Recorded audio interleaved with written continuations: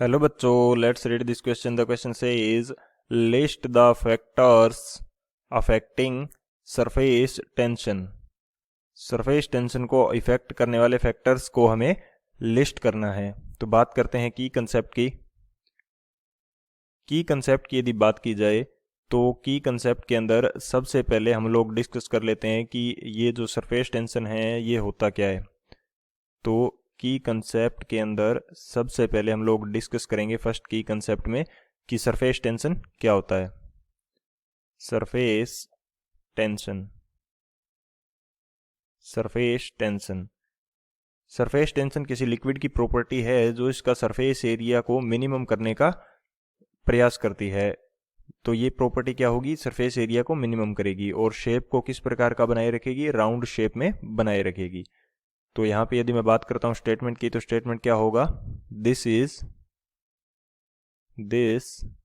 Is the property of liquid, this is the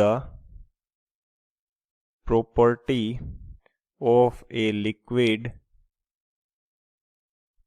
through which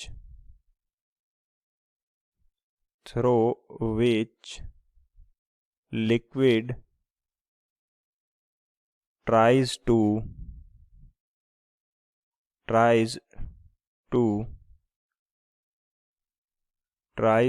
minimize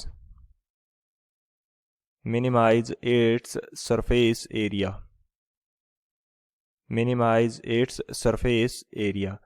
तो इस property की help से वो लिक्विड अपना सरफेस एरिया मिनिमम रखने का प्रयास करता है। यदि मैं बात करता हूँ वाटर की, तो यदि वाटर का सरफेस टेंशन हाई है जिसकी वजह से इसकी जो ड्रॉप होती है, कोई भी यदि इसकी ड्रॉप है तो वो राउंडेड शेप की होगी, ड्रॉप जो होगी वो राउंडेड शेप की होगी।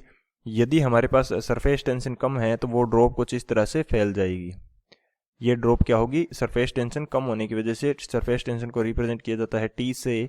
यदि सरफेस टेंशन कम है तो वो ड्रॉप कुछ इस तरह से फैल जाएगी। एंड यदि टी जो सरफेस टेंशन है उसकी वैल्यू ज़्यादा है तो वो ड्रॉप किस प्रकार की शेप रखेगी, राउंडेड शेप रखेगी और सरफेस एरिया मिनिमम रखने का ट्राई करेगी। तो ये हमारा कंसेप्ट रहता है सरफेस टेंशन का। अब बात करते हैं सॉल्यूशन के अंदर इस सरफेस टेंशन को अफेक्ट करने वाले फैक्टर्स की। अब यदि मैं बात करता हूँ सॉल्यूशन की, तो सॉल्यूशन के अंदर बात करते हैं फैक्टर्स अफेक्टिंग सरफेस टेंशन। यहाँ पे बात करते हैं फैक्टर्स अफेक्टिंग सरफेस टेंशन।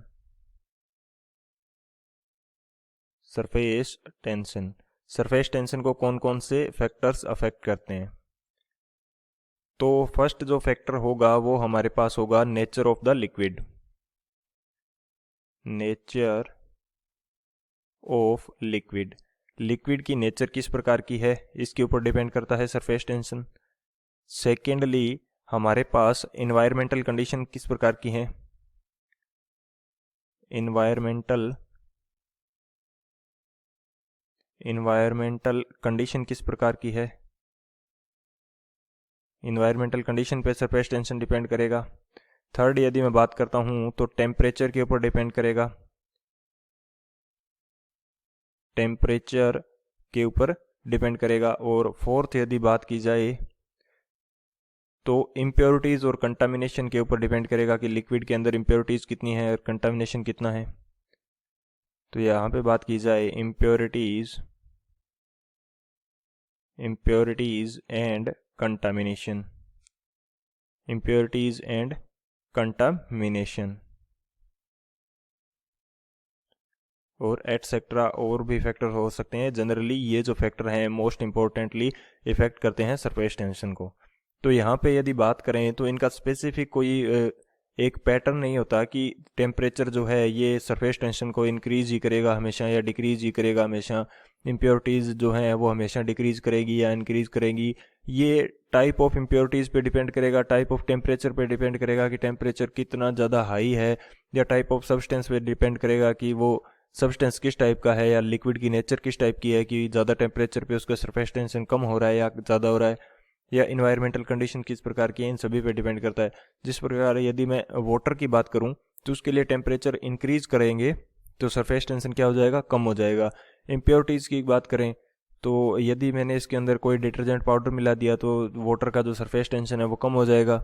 जबकि कोई ऐसी नए घुलने वाली इम्प्योरिटी यदि मैं मिला दूं इसके अंदर, जो इसके अंदर डिजोल्व नहीं होती, तो वो इसका सरफेस टेंशन बढ़ा भी सकती हैं।